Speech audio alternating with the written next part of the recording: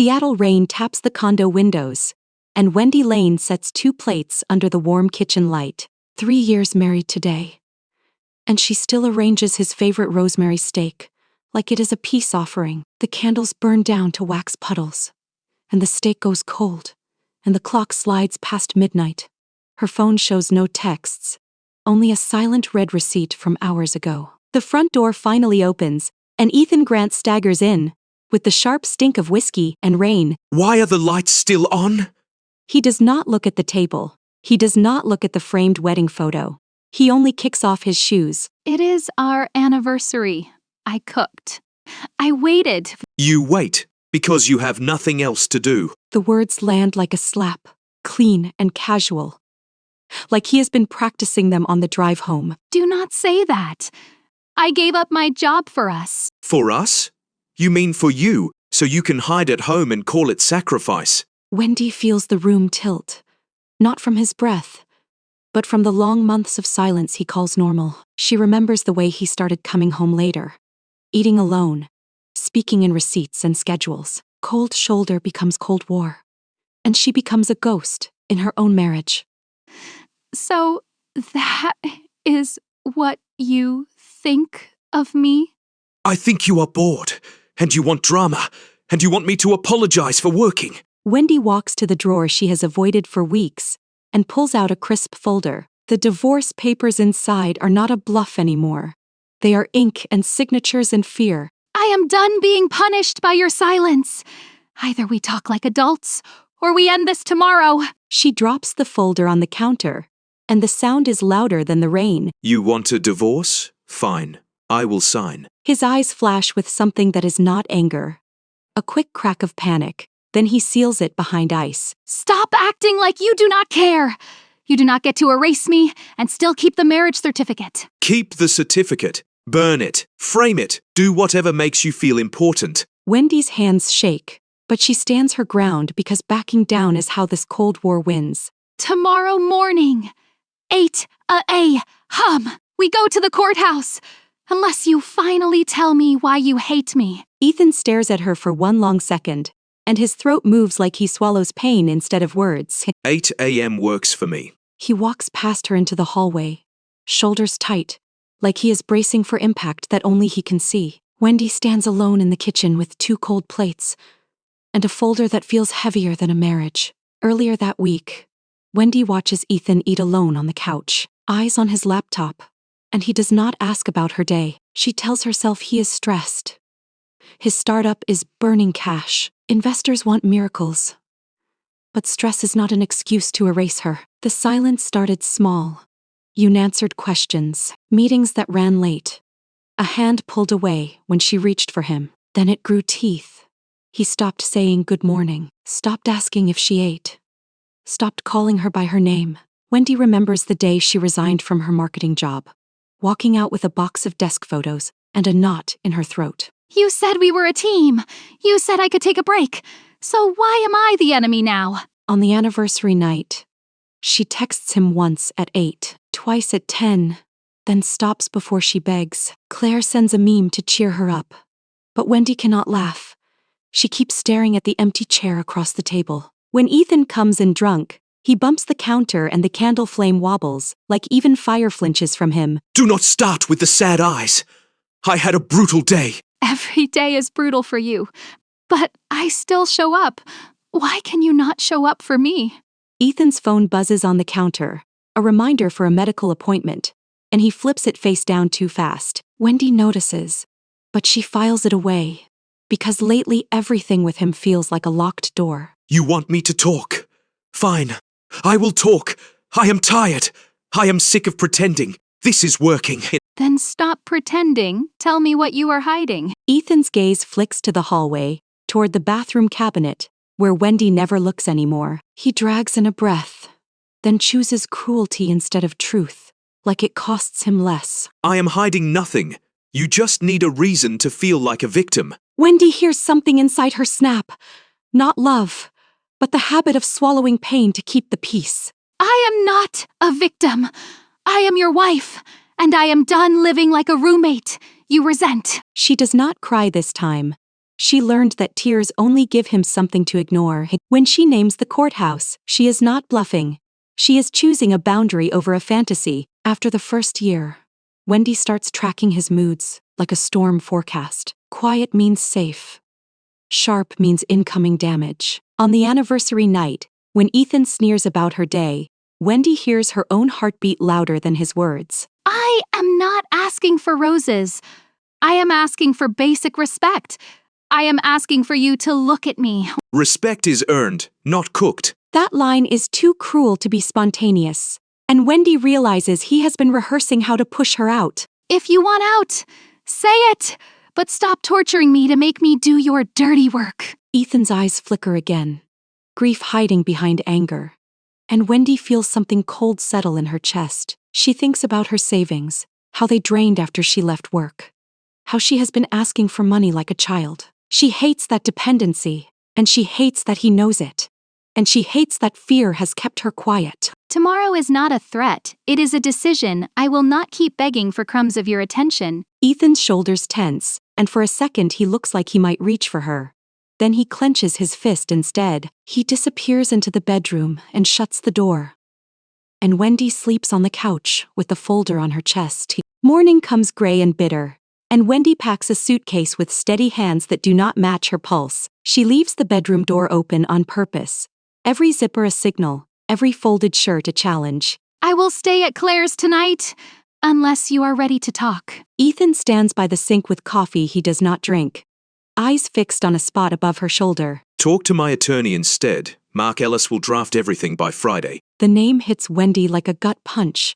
He is already steps ahead, like he planned this exit route. You already hired a lawyer? You said it like you ordered takeout. I am being efficient. You hate silence, so here is action. He slides a printed list across the counter. Assets, accounts, and a clean offer that makes no sense. You keep the condo, you keep the savings, you keep the car. I leave with nothing. Wendy looks at him, and the anger wobbles, because cruelty does not usually come with generosity. Why would you do that?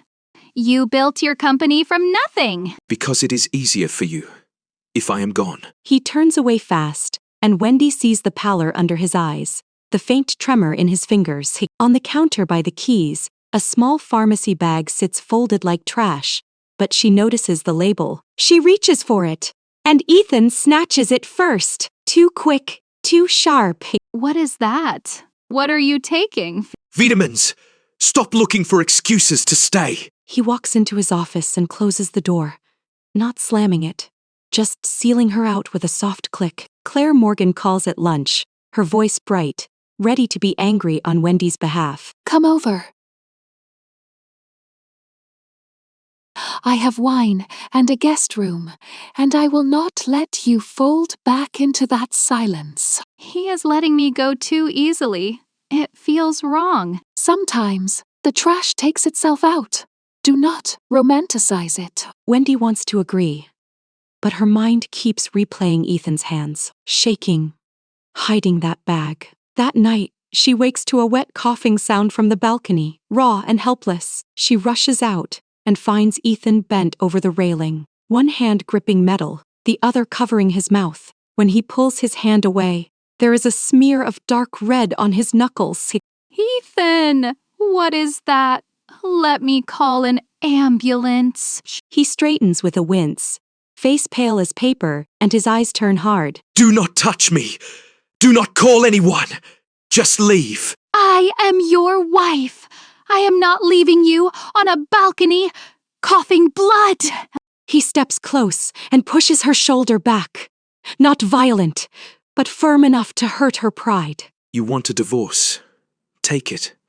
It is the best thing you will ever do. His voice cracks on the last word, and for a second, the mask slips, fear and grief in one breath. Then he turns away, and the door clicks again, and Wendy stands shaking in the cold night air. Mark Ellis calls Wendy that afternoon, polite and clinical, asking for a time to discuss next steps. Hearing a stranger say her marriage in legal terms makes Wendy's skin crawl, like her life is becoming a file. Tell him I am not signing anything until Ethan talks to me, not his lawyer. I will relay that, but he seems determined, and he asked me to protect you. Protect you. The phrase sticks, because Ethan has not sounded protective in months, only absent. That evening, Wendy opens the bathroom cabinet while Ethan showers, and her hands shake as she searches. She finds antacids, vitamins, and behind them a prescription bottle with Ethan's name and a warning label. The medication name is unfamiliar, but the side effects list is brutal. Nausea, bleeding, fatigue. Ethan steps out and sees the bottle in her hand, and his face hardens like a door slammed shut. Put that down! You do not get to investigate me like I am a criminal. Then stop acting like one. What is happening to you? Nothing is happening. I just want this to be clean. I want you free. Free. Again, like he is pushing her out of a burning building without telling her there is a fire. Later, Wendy sits on the couch with her laptop, typing symptoms into a search bar, hating herself for it. She closes the laptop and presses her forehead to her knees, trying not to spiral. If you are sick, I can handle it, but I cannot handle you turning me into a stranger. Ethan does not answer. He walks past, and his shoulders look too narrow for the weight he carries. When the balcony incident happens, Wendy keeps a small towel with the bloodstain hidden in her bag. It feels unhinged, but she needs proof for herself, because Ethan's denial makes her doubt her own eyes. Wendy meets Mark Ellis in a coffee shop near Pioneer Square, because she refuses to sit in her own home like a defendant. Ethan asked me to make this simple. No fighting, no delays, and no surprises. He is the surprise. He is the delay. He is the whole problem, and he will not talk to me. Mark slides a draft agreement across the table, and Wendy sees Ethan's signature already printed at the bottom. He signed before she even agreed to divorce, like he is racing a clock she cannot see. Why is he moving like he is running out of time? I cannot share his medical information, but I can say he is not doing this to punish you. Medical information. Wendy hears it and her stomach tightens. The puzzle pieces grinding together. That night she confronts Ethan with the signed draft, and he does not deny it. You already signed, so you planned this. You planned to push me until I ran. Why? Because you deserve better than me. And because this is the fastest way to make you take it. Wendy wants to scream, but she hears the edge of desperation under his words, and it terrifies her more. After the balcony blood, Wendy calls Claire in the dark, voice shaking, trying to sound rational. He is sick. I saw blood. He is hiding pills, and he is trying to divorce me like it is mercy. Then we stop playing his game. You find out the truth, and you do not do it alone. 2 days later, Wendy sits in her car across from Ethan's office, watching him walk out at noon. He does not head toward downtown. He turns the other way, toward Harborview Medical Center. Wendy follows at a distance, hands tight on the wheel, heart punching against her ribs. Inside the hospital, the air smells like sanitizer and bad coffee, and Ethan moves like he knows the route. He stops at oncology, signs in, and sits with his shoulders hunched, like he is trying to shrink. Wendy hides behind a pillar, dizzy, because oncology is not vitamins, and it is not nothing. A nurse calls Ethan's name, and he stands too slowly, one hand pressing his stomach. Wendy steps forward, but the words freeze in her mouth when a doctor speaks to the nurse nearby. Mr. Grant missed the last 2 infusions. His labs look worse.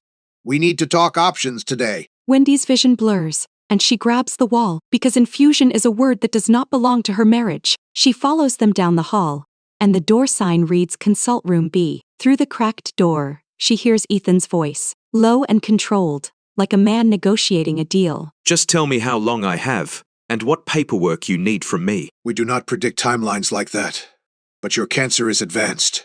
You need support at home. Cancer. The word hits Wendy like a collision, and her stomach drops through the floor. She pushes the door open without knocking, and both men turn, startled. What did he say? Advanced what? Ethan's face drains and his jaw sets, like he is preparing to lie again.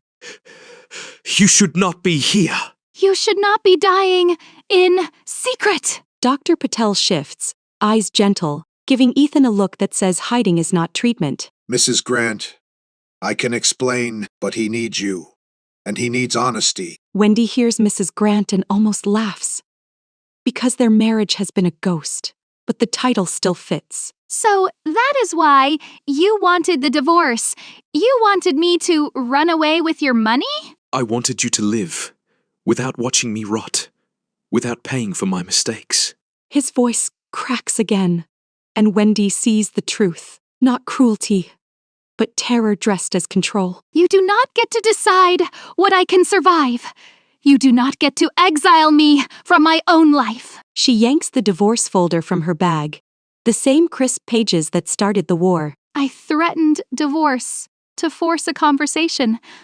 I never wanted freedom at your funeral. Her hands shake as she tears the papers in half, then in quarters, then into ragged snow. Wendy, do not do this. It will destroy you. It already destroyed me. Your silence did. So stop sacrificing me without asking. Ethan's eyes go wet, and he reaches for her like a man finally admitting he is drowning. I thought I was protecting you.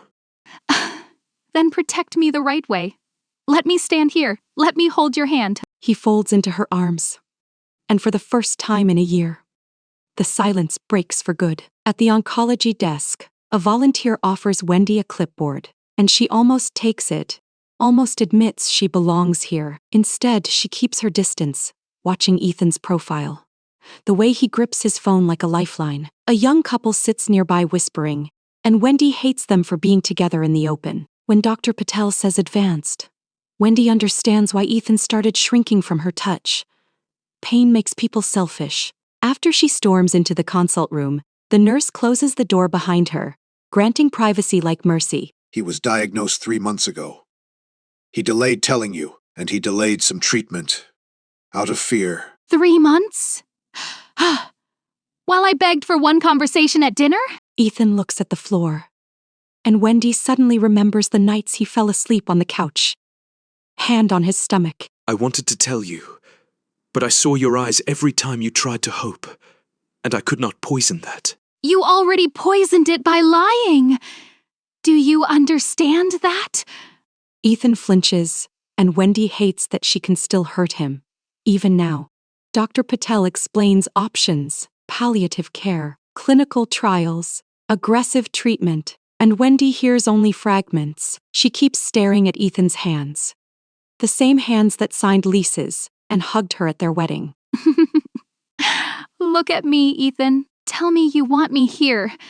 Not because you need a nurse, because you love me. I love you. That is the whole problem. I love you so much.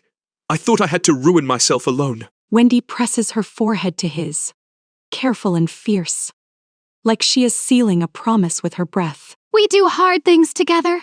That is marriage, not whatever lonely hero story you wrote in your head. Ethan nods once, a small surrender, and Wendy feels the war shift into something else. A fight for time. After the door closes, Dr. Patel asks Ethan if he wants Wendy present, and Ethan hesitates like choice is dangerous. I want her safe. That is all I want. Safe is not the same as alone.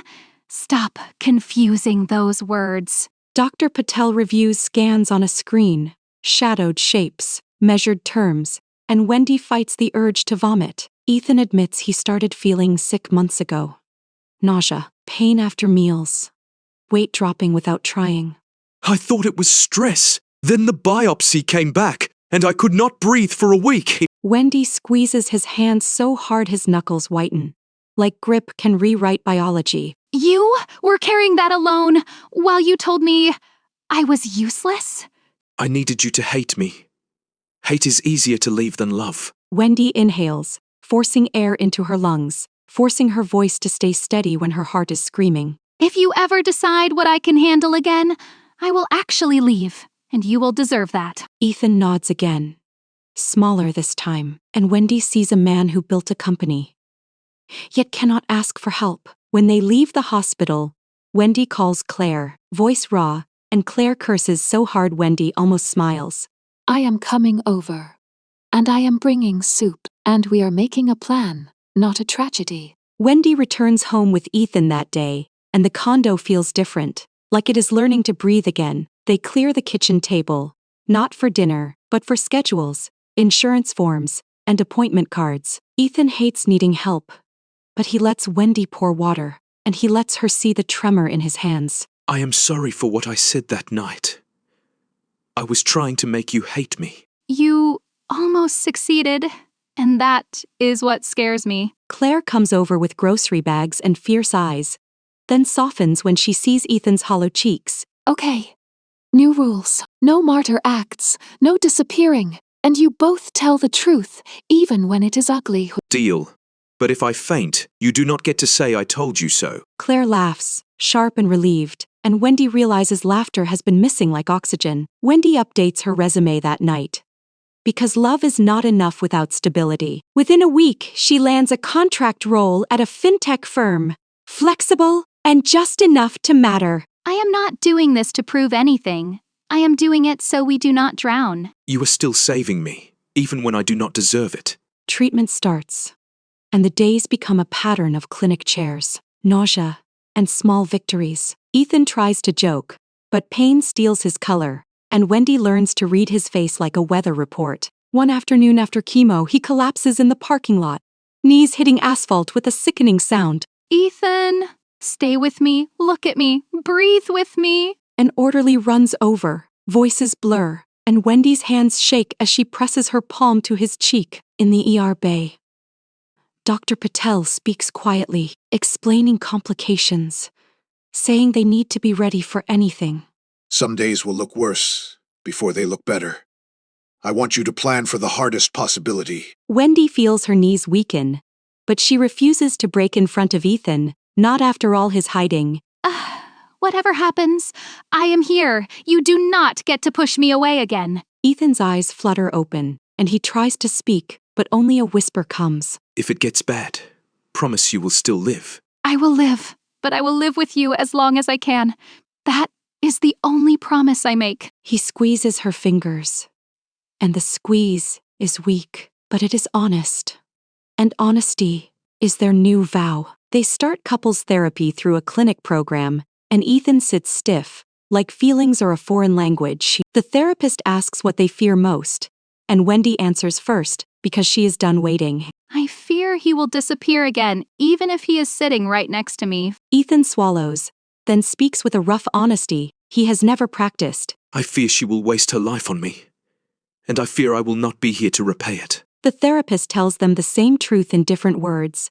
Secrecy is a slow poison, not a shield. Wendy builds routines, morning walks, small meals, a shared calendar, and nightly check-ins at the kitchen island. Some nights Ethan snaps from pain, and Wendy snaps back from exhaustion. But they circle back instead of freezing. I hate needing you for everything. I hate being weak. Then let me be strong for now. You carried us when you could. Do not punish me for carrying now. After the hospital scare, Wendy sleeps in a chair by his bed, and the monitors beep like anxious birds. Ethan wakes and finds her there.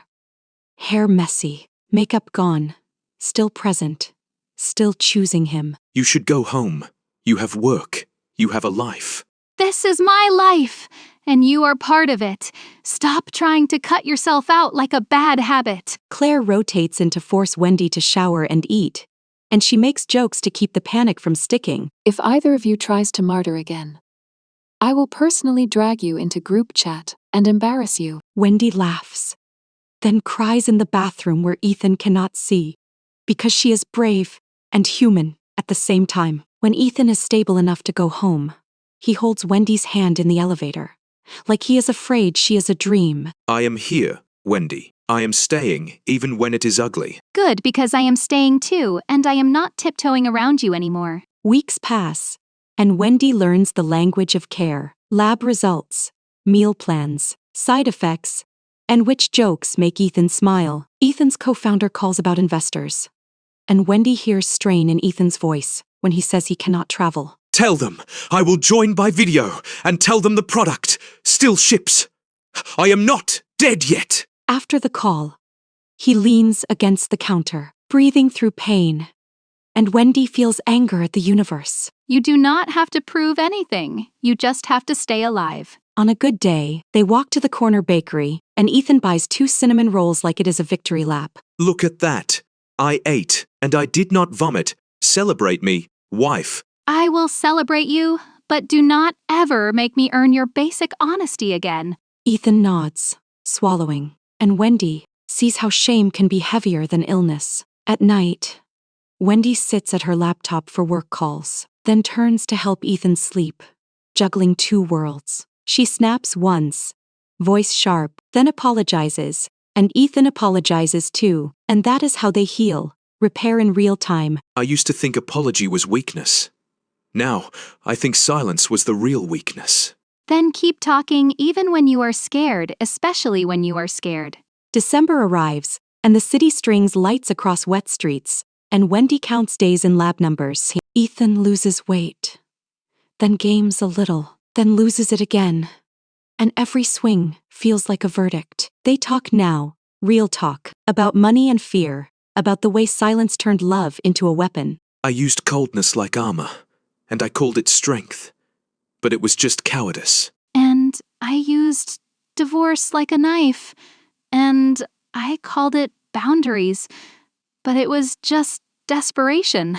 On a Monday morning, Dr. Patel asks them to come in, and Wendy thinks she already knows the script. She holds Ethan's hand so hard her nails bite her skin, and she prepares to hear the end. Dr. Patel sits, clears his throat, and looks at the chart again, not like a man delivering tragedy. I need to apologize. We reviewed your biopsy and imaging, and the original diagnosis was incorrect. Wendy blinks because incorrect is not a word she has allowed herself to imagine. This is a rare severe ulcer with inflammatory markers that mimicked cancer. It is serious, but treatable. For a second, the room is silent. Then Wendy laughs and cries at the same time, a sound like relief breaking. So he is going to live?